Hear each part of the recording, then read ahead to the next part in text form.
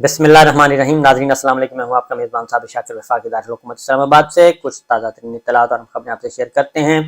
حالات و واقعات میں یکدم بگاڑ پیدا ہوا ہے اور تلخیاں بڑھ گئی ہیں عمران خان صاحب اور ملٹری لیڈرشپ کے درمیان. ISPR عمران خان کے ایک بیان کے خلاف کھل کر سامنے آ گیا ہے. ISPR نے ایک بیان جاری کیا ہے اور اس بیان میں یہ کہا گیا ہے کہ PTI کے چیئرمین عمران خان کہ حاضر سروس سینئر فوجی افسر پر الزامات پر شدید رد عمل کا اظہار کیا گیا ہے اور یہ کہا گیا ہے کہ چیئرمین PTI عمران خان بغیر کسی ثبوت کے ایک حاضر سروس فوجی افسر پر انتہائی غیر ذمہ دارانہ طریقے سے اور بے بنیاد الزامات عائد کر رہے ہیں. یہ من گھڑت اور بدنیتی پر مبنی الزامات انتہائی افسوسناک ہیں، قابل مذمت ہیں، ناقابل قبول ہیں، انتہائی افسوسناک ہیں.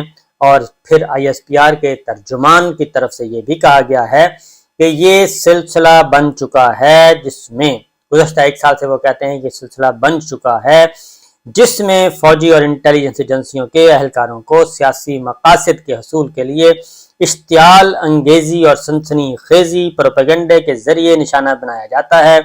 ترجمان نے مطالبہ کیا ہے کہ مذکورہ سیاسی رہنما قانونی راستہ اختیار کریں اور جھوٹے الزامات لگانا بند کریں. بصورت دیگر ادارہ جھوٹے اور بے بنیاد بیانات اور پروپیگنڈے کے خلاف قانونی چارہ جوئی کا حق محفوظ رکھتا ہے. یہ سٹیٹمنٹ جاری کی گئی ہے. عمران خان صاحب نے ایک سٹیٹمنٹ دی ہے. عمران خان صاحب کے سٹیٹمنٹ کی طرف بھی آتے ہیں کیونکہ گزشتہ 13 ماہ میں جو کچھ رجیم چینج کے بعد ہوا وہ بہت ہی اندوہناک ہوا ہے رجیم چینج کے بعد. اور یہ پہلی رجیم چینج ہے اور یہ پہلا 75 سال کی تاریخ میں یہ پہلی دفعہ ہو رہا ہے کہ بہت زیادہ ظلم کیا گیا ہے لوگوں پہ اور بہت زیادہ ظلم کیا گیا ہے. وہ ایک الگ داستان ہے کیونکہ ایک پوری کی پوری سیاسی جماعت کو، ایک پورے کے پورے سیاسی لیڈر کو اس طریقے سے وہ کارنر کر دیا گیا ہے یا کارنر کیا جا رہا ہے. کارنر ہوا تو نہیں، کارنر کیا جا رہا ہے کہ اس کے ساتھ ایک ایسا سلوک کیا جا رہا ہے جیسے وہ کوئی ملک دشمن ہو، جیسے وہ پاکستانی نہ ہو اور جیسے پاکستان تحریک انصاف کے لوگ پاکستانی نہیں ہیں، وہ کسی مقبوضہ وادی کے لوگ ہیں. اس طریقے سے ان کے ساتھ یہ سلوک کیا جا رہا ہے اور یہ سلوک ہی دراصل تلخیاں بڑھا رہا ہے. اس کی وجہ یہ ہے کہ یہ معاملہ تھا حکومت اور اپوزیشن کے درمیان. حکومت اور اپوزیشن کے درمیان تھا 29 نومبر سے پہلے تو جنرل باجوہ صاحب تھے اور جنرل باجوہ صاحب کو کیا کچھ نہیں کہا گیا، جنرل باجوہ کو، جنرل فیض کو کیا کچھ نہیں کہا گیا اور دیگر فوجی افسران کو کیا کچھ نہیں کہا گیا. اور کس نے کہا؟ مولانا فضل الرحمان صاحب نے کہا، شہباز شریف صاحب نے کہا، نواز شریف صاحب نے کہا اور مسلم لیگ نواز کی پوری لیڈرشپ نے کہا. مولانا فضل الرحمان کے ساتھ ان کے نیچے لوگوں نے کہا.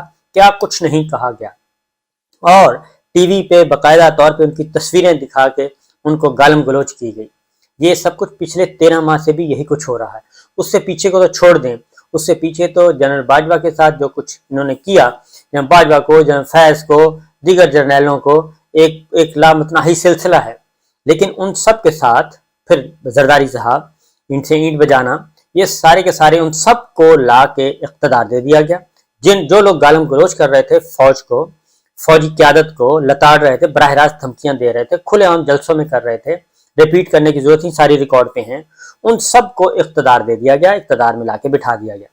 اور اس کے بعد جو اسٹیبلشمنٹ اور ملٹری لیڈرشپ کے ساتھ کھڑی تھی سیاسی جماعت اور سیاسی لیڈر، ان کو کیا کیا گیا؟ ان کو دیوار کے ساتھ لگا دیا گیا اور ان کے ساتھ 25 مئی گزشتہ سال سے لے کے آج تک ایک ہی سلوک روا رکھا جا رہا ہے اور ان کے ساتھ ایسے بنیادی انسانی حقوق کی خلاف ورزی، عدالتی فیصلوں کو پامال کیا جا رہا ہے، سب کے سب وہ کیا جا رہا ہے. اب اور پھر عمران خان پہ قاتلانہ حملہ بھی ہو چکا ہے. وہ پوری دنیا جانتی ہے کہ ان پہ قاتلانہ حملہ ہوا، ان کو گولیاں لگیں، پھر اس کو بھی مذاق کہا گیا. اور پھر جس طریقے سے عمران خان پہ جو قاتلانہ حملہ ہوا، اس قاتلانہ حملے کو دبایا گیا، وہ دبایا گیا، نہ صرف دبایا گیا بلکہ اب تک دبایا جا رہا ہے. اس میں آزادانہ تحقیقات نہیں ہو رہی، یہ ایک الگ چیپٹر ہے. اس کے بعد شہید ارشد شریف کا معاملہ ہے، اس کی کل پھر ہیئرنگ ہے. شہید ارشد شریف کا قتل ہوا اور ان کو کینیا میں جا کے قتل کیا گیا. فیکٹ فائنڈنگ ٹیم نے بہت سارے اشارے اپنے دے دیے، فیکٹ فائنڈنگ ٹیم نے بہت سارے اشارے دے دیے. اس کے بعد اسپیشل جوائنٹ انویسٹیگیشن ٹیم بنی. اس کی رپورٹ جو سبمٹ ہوئی وہ ابھی تک سپریم کورٹ آف پاکستان بار بار حکم صادر کر رہی ہے. उस सुप्रीम कोर्ट के हुक्म पर अमल नहीं हो रहा। सुप्रीम कोर्ट ये कह रही है कि सुप्रीम कोर्ट ऑफ पाकिस्तान ये कह रही है, हुक्म दे चुकी है कि भाई 3-4 बातें पहले केनिया में तो बाद में जाना, पहले पाकिस्तान में तो 3-4 बातों का हमें जवाब ला के दें। ये स्पेशल ज्वाइंट इन्वेस्टिगेशन टीम से कहा गया है। अब देखते हैं कि कल वो क्या रिपोर्ट सबमिट करती है। 3 सवाल है, कोर्ट ऑर्डर है, ये कोई मजाक नहीं है, कोर्ट ऑर्डर है। कोर्ट ऑर्डर में है कि सबसे पहले तो ये बताएं कि शहीद अरशद शरीफ के खिलाफ मुकदमात कौन दर्ज करवा रहा था, किसके हुक्म पर दर्ज कर रहे थे, क्योंकि वो जो आके बता चुके हैं जिन्होंने FIR दर्ज करवाई थी शहीद अरशद के खिलाफ, मेरे खिलाफ, समी इब्राहिम के खिलाफ, वो तो हमें जानते ही नहीं है। और वो हमें जानते ही नहीं उनको कि कौन कह रहा था, उनको किसने कहा था कि ये मुकदमात दर्ज करवाएं और उनकी हैसियत क्या है, नंबर 1।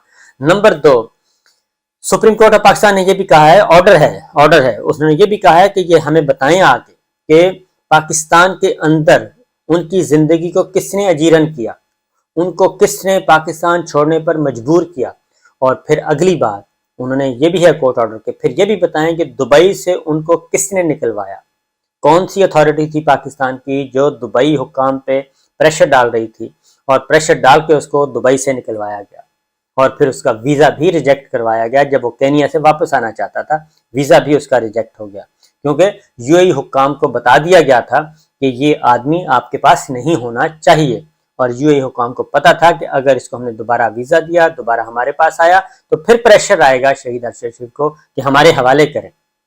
तो ये सारी चीज़ें जो हैं, दफ्तर खारजा उसमें किस हद तक इन्वॉल्व था और हमारी इस्टेब्लिशमेंट किस हद तक इन्वॉल्व थी, ये सारा खेल कौन खेल रहा था, ये है वो शहीद अरशद शरीफ का मामला और फिर इमरान खान साहब के कत्ल का मामला, कातलाना हमले का मामला। तो ये सारी चीज़ें जो हैं वो अब इमरान खान साहब ने उस वक्त एक FIR दर्ज करवाई, उसमें जनरल फैसल नसीर साहब का नाम लिया गया, वो हैं DGC ISI, और उनका नाम शहीद अरशद शरीफ की फैमिली ने भी शहीद अरशद शरीफ मर्डर केस में भी लिया। ये कॉमन, उधर इमरान खान साहब उन पे इल्ज़ाम आयद कर रहे हैं, उधर वो शहीद अरशद शरीफ की फैमिली इल्ज़ाम आयद कर रही है। तो ये दोनों, और उसके बाद शहीद अरशद शरीफ की फैमिली ने भी एक एप्लीकेशन दी हुई है कि हमारी FIR, उनकी वालदा ने कहा है कि FIR दर्ज की जाए, वो नहीं हुई। और उसके बाद दूसरी जानिब इमरान खान साहब ने भी FIR के लिए दरख्वास्त दी, वो FIR भी दर्ज नहीं हुई। तो लिहाजा उस दौरान फिर ये हुआ कि लोगों को उठाया गया, लोगों को बेलिबास किया गया, उसमें इमरान रियाज खान भी हैं, जमील फारूकी भी हैं, फिर अयाज अमीर साहब की भी को भी तशद्दुद का निशाना बनाया गया, समी इब्राहिम, आरिफ हमीद भट्टी और दीगर, शाहिद असलम और दीगर रहनुमा मौजूद हैं, दीगर पॉलिटिकल रहनुमा भी मौजूद हैं, सहाफ़ी भी मौजूद हैं, उनके साथ भी यही कुछ हुआ। सदीक जान उसमें गिरफ्तार हुआ। तो ये एक पिछले 13 माह से ये सिलसिला चल रहा है, मुसलसल चल रहा है, जो अभी तक बंद नहीं हुआ। और अब तक इमरान खान साहब कह रहे हैं, पहले वो नाम नहीं लेते थे, पहले वो उसके लिए वर्ड यूज करते थे डर्टी हैरी, लेकिन 3 दिन पहले उन्होंने कहा कि अब मैं नाम ले रहा हूं। और उसकी वजह ये है, वो कहते हैं कि मुझ पे एक दफ़ा कातलाना हमला, गोलियां चल चुकी हैं, दूसरी दफ़ा मुझे कत्ल करने की प्लानिंग की जा चुकी है और अब तीसरी दफ़ा भी की जाएगी। और फिर एक और बात भी की हो रही है, और वो ये कि एक और कैंपेन लॉन्च की जा रही है।